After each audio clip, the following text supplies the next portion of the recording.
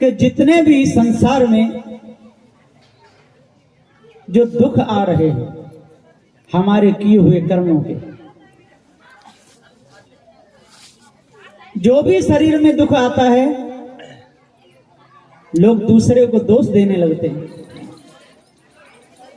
कहते हैं कि उनके वजह से मुझे दुख आ रहा है, यदि वो नहीं होते तो मुझे दुख नहीं मिलता। सदगुरु श्री कबीर साहब जी का कहना है कि भाइयों, कोई किसी को दुख नहीं दे सकता, ऐसा कोई हुआ ही नहीं, ऐसा कोई हुआ ना होगा, ना कोई ऐसा हुआ है और नहीं होगा। कोई किसी को दुख नहीं देता है, हमारे कर्म ही हमको दुख देते हैं और कोई दुख देने वाला नहीं। लेकिन हम कर्म विधान को समझ नहीं पाते। हम कर्म कैसा कर रहे हैं? कोई चलनी में भैंस काढ़े दुए तो दूध उसको पीने को मिलेगा? वो तो सारा नीचे निकल जाएगा। गुजराती में क्या कहते हैं चलनी को? गलनी। अब उसमें कोई माता दूध काढ़ने लगे तो पीने को मिलेगा? इसी प्रकार से कोई चेतन पूजा को छोड़ करके, माता पिता की सेवा को छोड़ करके और जंगलों में भटके तो क्या उसे सुख मिलेगा? कभी नहीं मिल सकता। तो चेतन पूजा सार है, कर लो मन को लगा, अंत समय पछताओगे, हाथ कछु नहीं आए। चेतन पूजा सार है। यदि आप गाय को खरीद करके लाएंगे और गाय की सेवा करेंगे, समय पर उसको चारा देंगे, समय पर नहलाएंगे, धुलाएंगे, दूध निकालेंगे, दूध पीने को मिलेगा। और वही गाय यदि आप जयपुर से या आगरा से बहुत सुंदर संगमरमर पत्थर की ले आइए बनवा करके, और रोज उसको नभाइए, धुलाइए, अगरबत्ती जलाइए और नीचे बैठे रहिए लेके बाल्टी, एक बूंद दूध नहीं मिलेगा। अब कौन है? हमारी श्रद्धा है, वो गाय दूध दे या ना दे, हमारी क्या है? श्रद्धा है। तो भाई कोरी श्रद्धा तो काम में नहीं आएगी है? अब कोई 1000 लोगों को निमंत्रण दे दे और भोजन ना बनवावे और पंगत में बैठा रखी के भोजन पाओ, भैया पत्तल में तो कुछ है नहीं, पाए क्या? कि नहीं हमारी श्रद्धा है, तो काम चलेगा? कोरी श्रद्धा से काम नहीं चलने वाला। एक बार मैं वृंदावन में था, घूम रहा था बाके बिहारी के मंदिर की तरफ। वहां पर भूखे टूटे बहुत बैठे थे और माताएं बहुत बैठी थी। एक सेठ जी थे, वो हलवाई से बोले, भैया तेरी इस दुकान में जितनी मिठाई है उनके पैसे बता दे। उसने कहा तू नहीं ले पाएगा, जा जा। कि नहीं तू बता, कि 2.5 लाख रुपए लूंगा इन पूरी मिठाइयों की। उसने तुरंत 2.5 लाख रुपए निकाले, उस हलवाई को दे दिए और जितने वे भूखे टूटे थे उनसे कहा, भैया कि हाँ जो भी मिठाई आपको लगे पाओ। तो ऐसे गिरे मानो ढोर मर जाता है तो जो कौए और गिद्ध गिरते, एकदम टूट पड़े। मैं वहीं पर खड़ा रहा, आधा घंटा में पूरी दुकान साफ, सब ले गए। कोई कोई तो बेचारे इतने पर भी रह गए, उनको मिल नहीं पाया। जो कमजोर थे, जो ताकत में ज्यादा थे, वो ले गए। तो वो चेतन पूजा, लेकिन उसने चेतन पूजा तो की लेकिन बुद्धि से नहीं की, विवेक नहीं लगाया। 2.5 लाख में मिठाई खरीदी तो स्वयं वहां बैठ करके और लाइन लगा के देता सबको, और उसने छुट्टी दे दी तो एकदम पशुओं की तरह टूटे। अब तो मरा हुआ ढोर पड़ा हो, जैसे कुत्ते अपने अपने को खींच खींच के भागते हैं, ऐसे भाग रहे थे। मनुष्य काम तो करता है पर विचार से नहीं, पूजा तो करता है लेकिन विचार से नहीं, नाम तो जपता है लेकिन विचार से नहीं। यदि विचार से नाम भी जपे तो काम में आएगा। अब कहीं जाना है और रिक्शा वाले की जरूरत है और माला लेके आंख नीचे के बैठ जाएगा, rickshaw rickshaw rickshaw rickshaw rickshaw, तो आएगा? अरे पहले जावे चौराहे पर रिक्शा वाला खड़ा हो और तब आवाज लगा, ओ भाई रिक्शा वाले, तो वो आ जाएगा। और रिक्शा वाला है नहीं और नाम जपने लगे तो उसकी यात्रा होगी? कभी नहीं। भोजन वाला कोई है नहीं, बनाने वाला नहीं, रसोई में भी खाने की कोई चीज नहीं और नाम जपने लगे तो नाम जपने से कुछ भी मिलने वाला नहीं। क्योंकि पहले के जो हमारे महापुरुष हुए, राम हुए, कृष्ण हुए, विष्णु हुए, ये सब अपने ही पूर्वज थे, कोई दुश्मन नहीं थे। वो ये सब कौन थे? वो अपने पूर्वज ही तो थे। चौथी पीढ़ी को हमको पता नहीं, पांचवी चौथी का पता चले जाए तो पांचवी का पता नहीं, और 10वीं पीढ़ी तो कोई बता ही नहीं पाएगा, कोई कितने भी यत्न कर ले। इसलिए जितने भी जो पहले के नाम लिए जाते हैं ये सब अपने पूर्वज ही थे। अब कहो कि पहले के पूर्वज हमारे अनपढ़ थे तो हम भी अनपढ़ रहेंगे, तो वो बुद्धिमान है कि बिना बुद्धि का है? जब पूर्वज पढ़े नहीं थे इसका मतलब ये नहीं कि हम भी अनपढ़ रह जाएं। हमारे पूर्वज कच्चे मकानों में रहते थे और हम कहें हम पक्के में क्यों रहे, हम तो कच्चे में ही रहेंगे, तो ये कोई बुद्धि का काम नहीं। पहले के पूर्वज हमारे पैदल चलते थे, बड़े बड़े पैर हो जाते थे, जूते बड़े बड़े, 2-2 महीने में लौट के आते थे बाजार करके, 2-2 महीने लग जाते थे रास्ता में पैदल चलते चलते। और आज जो 2 महीना लगते थे वो 2 दिन की यात्रा हो जाती है। जहां 2 दिन लगते थे चलने में वो आधे घंटे में पहुंच जाते हैं और लौटे आते हैं। और कहना नहीं हमारे पूर्वज पैदल चलते थे तो हम भी पैदल ही चलेंगे, तो इन गाड़ियों का क्या होगा? इतना विकास किया मनुष्य ने, ये सारा मनुष्य का विकास है। एक मेरे से कह रहा था दिल्ली में प्रवचन बोलते समय कि नहीं वैज्ञानिक युग है। मैंने कि ये बताओ जो वैज्ञानिक हैं वो पशु हैं कि मनुष्य हैं? कि नहीं मनुष्य हैं, तो फिर मनुष्य का ही तो हुआ। जो भी आविष्कार कर रहा है कौन कर रहा है? मनुष्य कर रहा है। जो भी यंत्र बना रहा है कौन बना रहा है? मनुष्य बना रहा है। जितने जलयान बन रहे हैं ये कौन बना रहा है? आज नदियों के पुल, पहले नदियों के पुल नहीं थे, घूम घूम करके जाना पड़ता था, पानी नदी का टूट जाता था तब पार निकल सकते थे। और आज इंजीनियरिंग इतनी बढ़ गई, कारीगर इतने बढ़ गए, जहां रास्ता नहीं थी वहां रास्ता बन गई। पहाड़ बीच में आ रहे थे, ऊपर होकर रास्ता निकालना पड़ता था, चढ़ते उतरने में बहुत परेशानियां होती थी। और आज पहाड़ को फोड़ करके रास्ता बना दे, 4-4, 5-5 किलोमीटर, 10-10 किलोमीटर पहाड़ को बीच में, और सीधी गाड़ी चल रही है। नाना कला कल्पना है मनुज की, और तुम्हारी नहीं तो तुम्हारे अनुज की। ये किनकी है? आपके पूर्वज कोई वैसे ही नहीं थे, बेशक वो लिखना पढ़ना नहीं जानते थे, लेकिन उनकी बुद्धि तेज थी। और आज भी यदि मनुष्य बुद्धि से काम लेगा तो ठीक है, नहीं तो भटकता डोलेगा पत्थर और पानी में, क्या मिलेगा? जैसे पहले प्रधानमंत्री हुए, उन पर से प्रधानमंत्री होते चले आ रहे हैं। यदि उन्हीं प्रधानमंत्री की जवाहरलाल नेहरू की मूर्ति बनवा के रख दी जाए और कहा जाए कि वही चलाएंगे, दूसरे की जरूरत नहीं, तो देश चलेगा? कभी नहीं चलेगा। इसी प्रकार से लोग कहेंगे नहीं हम तो उन्हें हनुमान को बुलाएंगे जो राम की सेवा में रहते थे, तो सारी संपत्ति बर्बाद हो जाएगी।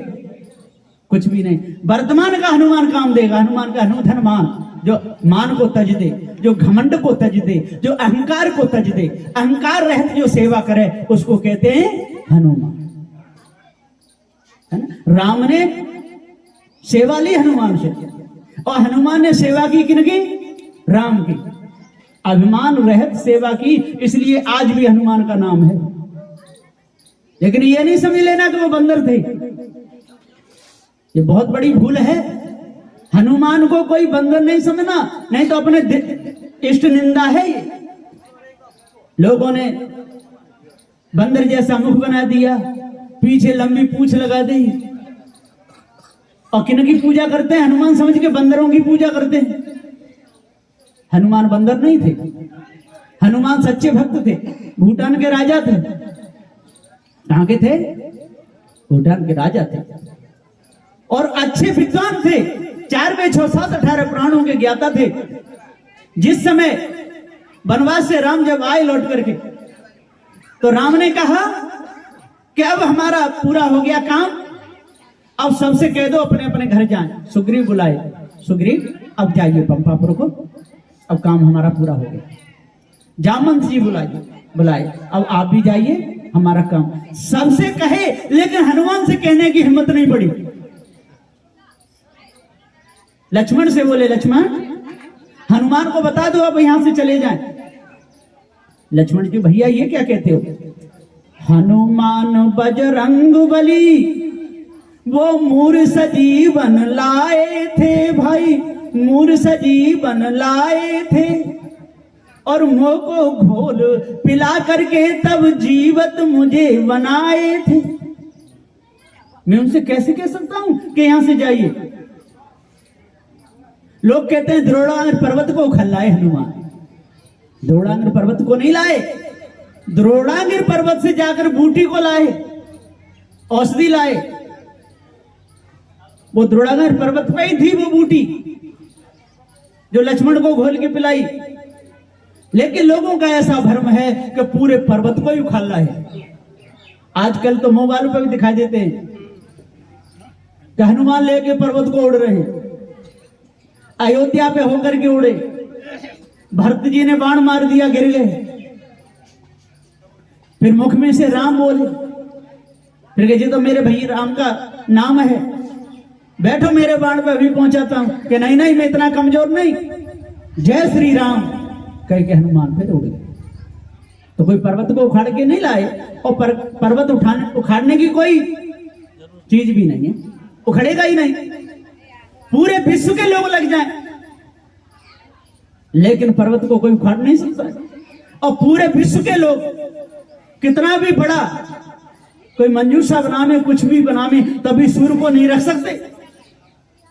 क्या? बाल समय रवि भचकियो तब तीनों लोक भयो अध्यारो, को नहीं जानत है जग में कपि संकट मूर्छन नाम त्यारो। सूर्य कितना बड़ा है पृथ्वी से? 13 लाख गुना बड़ा है। और हनुमान का जन्म पृथ्वी पर हुआ। पृथ्वी तो एक छोटा सा ग्रह है सूर्य के सामने। और लोग कहते हैं कि हनुमान ने सूर्य को गाल में रख लिया। सूर्य को गाल में रखने का मतलब क्या होता है? जो बड़े बड़े राजे महाराजे थे वो हनुमान के अधीन हो गए। ये सूर्य को गाल में रखना है। जिनका राज था उदय से अस्त तक, वो भी हनुमान की भक्ति को देख करके चकित रह गए कि बाबा सेवक हो तो हनुमान जैसा हो। इसको कहते हैं सूर्य को गाल में रखना। सूर्य तो तपता हुआ भयानक आग का केंद्र है। छोटी सी गोली को हम मुख में नहीं रख सकते। क्या हम सूर्य को गाल में रख सकते? तो हमको विचार करना चाहिए। हम लोग विचार नहीं करते। सेवक हैं पर सेवा करना नहीं जानते। बोलते हैं लेकिन बोलना नहीं जानते। बैठते हैं लेकिन बैठना नहीं जानते।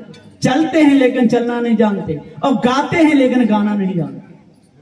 और बजाते हैं लेकिन बजाना नहीं जानते, है ना? क्या बजाते हैं? मरे हुए खाल बजाते हैं, मरे हुए की खाल। अब बताइए, पशु मर जाता है, मरेगा, चाहे वो जिंदा काटो, चाहे मरे हुए की लाओ, खाल तो खाल, उसको बजाते और मरे हुए के गुण गाते। माता पिता की कोई आरती करता ही नहीं। यदि घर घर में माता पिता की आरती होने लगे तो इससे क्या बढ़ेगा? इससे शांति बढ़ेगी क्या? शांति? यदि घर घर में माता पिता की आरती होने लगे, विद्वान बड़े बड़े पंडित ज्ञानियों की आरती होने लगे, ये नहीं समझ लेना जाति का ब्राह्मण हो तभी वो विद्वान है। चारों वर्णों में से कोई भी हो, यदि वो ज्ञानी है, विद्वान है, चरा फटका शुद्ध साफ पवित्र है, जिसका हृदय निर्मल है, वही पूजनी है। यदि ज्ञानियों की आरती वंदना पूजा होने लगे तो इसमें कौन सा दोष है? कितनी अच्छी बात हो जाए। भारत का नाम तो है ही विद्वानों की नगरी, भारत विद्वानों की नगरी है। और यदि ऐसा होने लगे तो सोने में सुहागा हो जाए। लेकिन लोग पारख जानते ही नहीं किसे कहते हैं। पारख पारख सब कहें और पारख देत भुलाई, बिन पारख संसार में जियरा चक्कर खाए। बिना पारख ज्ञान के सारे संसार के लोग चक्कर खा रहे हैं। कोई काशी में, कोई मथुरा में, कोई वृंदावन में, नंदगांव बरसाने में, गोकुल और महावन में, चारों धामों में।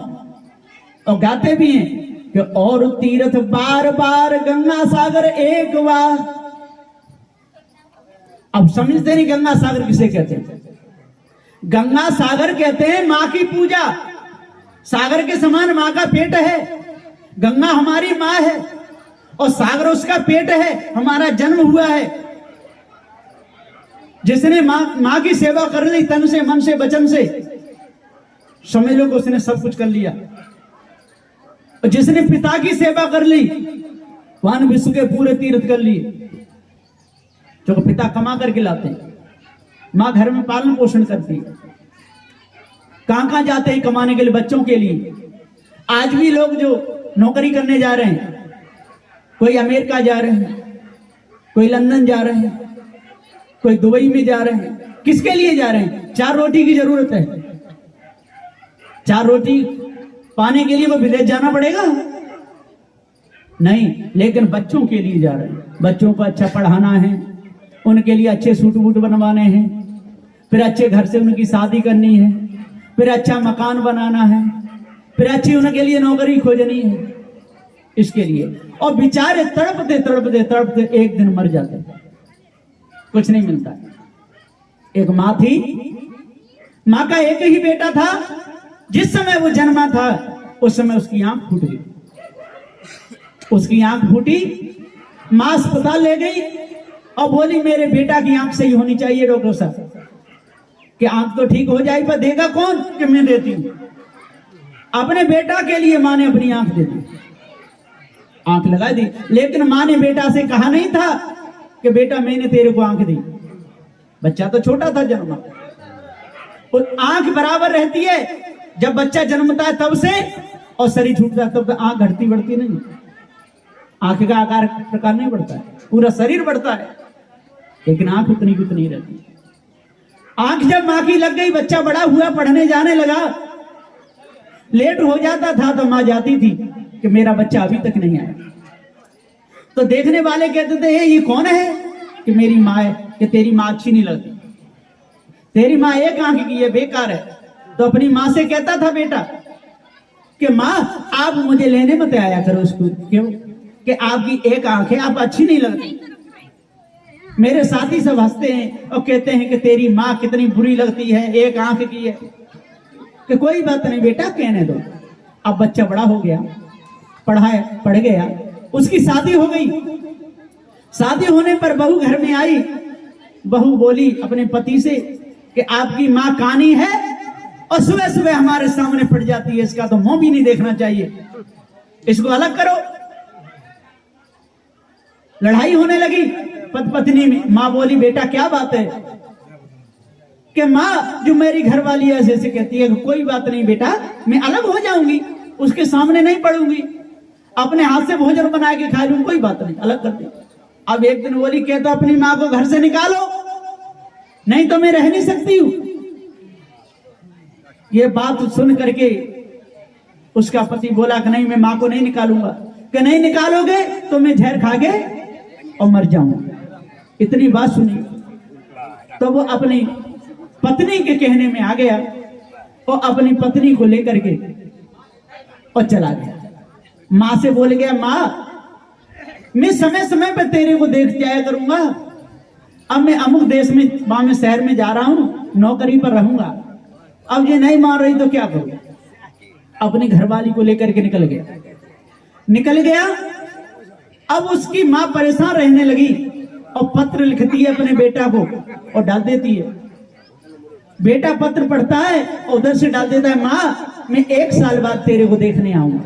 और माँ इंतजार कर रही है कि हमारा बेटा 1 साल बाद आ जाए, नहीं आया। फिर पत्र लिखती है तो कहता माँ मैं 6 महीना बाद आ जाऊंगा। फिर 6 महीना होते हैं, 6 महीने में नहीं आया। जब 6 महीने में नहीं आया तो माँ बड़ी परेशान हो गई, एक एक पैसे के लिए भटकने लगी, तो सब्जी बेचने लगी। सब्जी लाती थी, बैंगन, आलू, करेला और सब छबरी में रख करके गांव में बेचती थी। पैर में चोट लग गई, माँ एक पैर खराब हो गया, वीरान हो गई, सब्जी बेचने लायक भी नहीं गई। फिर भिक्षा करने लगी, भीख मांगती थी, दुकानों से खाती थी। कहते थे क्या बात है माँ, क्यों मांगती हूँ? कि हमारा बेटा आ जाएगा, 6 महीना बाद आ जाएगा, कि साल भर बाद आएगा, लेकिन नहीं आया। फिर गांव वालों ने जब ज्यादा बीमार हो गई तो उसको कहां पहुंचा दिया? वृद्धालय में। वृद्धालय वाले बोले क्या बात है माँ, आप कैसी आई? कि हमारा बेटा नौकरी कर रहा है, वो अमुक शहर में है, कुछ दिन बाद आ जाएगा। कि नहीं माँ वो नहीं आएगा। कि नहीं मेरा बेटा जरूर आएगा। एक दिन माँ की आशा टूट गई। जब मरने का समय आया तो माँ ने एक कागज पे लिखा कि बेटा अंधी मैं नहीं थी, अंधा तू था। मैंने अपनी तुझे आंख दी और मैंने तेरे को पढ़ाया, अपने गहने तक बेच दिए, तेरी शादी भी कर दी, आज तू मुझे देखने तक भी नहीं आया।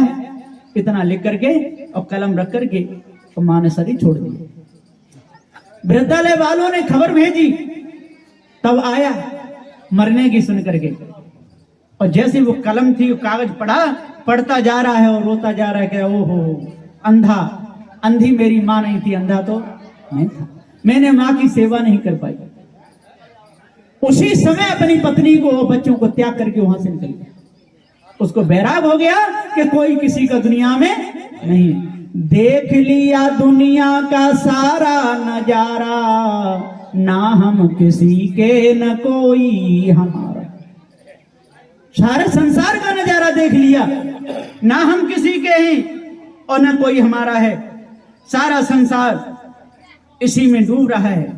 सदगुरुदेव जी पुकार के समझाते हुए कहते हैं कि हे भाई ज्ञानी हो, विद्वान हो, 4 वेद और 7 18 पुराणों के ज्ञाता हो, जब तक अपने आप को नहीं जानोगे, जब तक चेतन भक्ति नहीं करोगे, जब तक माता पिता की सेवा नहीं करोगे, और माता पिता को भी चाहिए कि अपनी आदत सही रखें। यदि शराब पी के घर में लड़ेंगे तो बच्चे बिगड़ेंगे, मांस खाएंगे, जुआ खेलेंगे, घर में गाली देंगे, बच्चों को पीटेंगे, बच्चों के सामने बच्चों की माँ को पीटेंगे, तो बच्चे बिगड़ जाएंगे, पछता घर में आ जाएगी। तो हमको पछता से दूर रहना है, हमको मानवता में जीना है। सदु श्री कबीर साहब जी कहते हैं, मानुष तेरा गुण बड़ा, मांस ना आवे काज, हाड़ न होते आवरण, तो जान बाजन बाज। हे मनुष्य तेरा गुण बड़ा है, जितना आविष्कार किया तूने किया, जितने कपड़े का आविष्कार किया तूने किया, जो मार्क लगा हुआ है, जो मोबाइल चल रहे हैं, ये सारा आविष्कार तूने किया है। तू ही इंजीनियर है, तू ही मास्टर है, तू इंस्पेक्टर कलेक्टर है, तू प्रधानमंत्री है, तू राष्ट्रपति है, और कौन है? मनुष्य बढ़ के और कोई नहीं। तो सदगुरुदेव कहते हैं कि मानुष तेरा गुण बड़ा, मांस ना आवे काज। लेकिन तू जो मांस खा रहा है, बकरी बकराओं को काट रहा है, काम में नहीं आएगा। ये मांस तो बढ़ भी जाएगा शरीर में, तो एक दिन शरीर छूट जाएगा और तेरे शरीर का मांस भी काम नहीं आएगा, एक दिन मिट्टी में मिल जाएगा। मानुष तेरा गुण बड़ा, मांस ना आवे। हाड़ न होते आवरण, कोई कोई तो हड्डियों की माला बना बना गले में लटका लेते हैं। हाड़ों की माला, हाथी दांत की माला, मछली की रीढ़ की माला बना बना करके और गले में लटका लेते हैं। मुर्दे की खोपड़ी को गले में डाल लेते हैं। सदगुरु देखते एक दिन ये शरीर छूट जाएगा। हाड़ न होते आवरण। अरे कोई आभूषण जो सोने चांदी के हम आभूषण बना के पहनते हैं, ये काम नहीं आते, तो क्या हाड़ों के आभूषण काम में आएंगे? एक दिन ये धराधन सब छूट जाएगा, कुछ भी नहीं रहेगा। तो मानुष तेरा गुण बड़ा, मांस न आवे काज, और हार न होते आवरण, तुचान बाजन बाज। इसलिए अपने आप को जानो और भ्रम भूल कल्पना को जड़ मूल से त्यागो, चेतन भक्ति में लगो, तभी मन पवित्र होगा। अष्टमासों को धारण करके 10 दोषों पर विजय प्राप्त कर लोगे, आपके मन के सारे विकार मिट जाएंगे। बस इन्हीं वचनों के साथ में अपनी वाणी को विराम देता हूँ। बोलिए श्री सद्गुरुदेव की जय।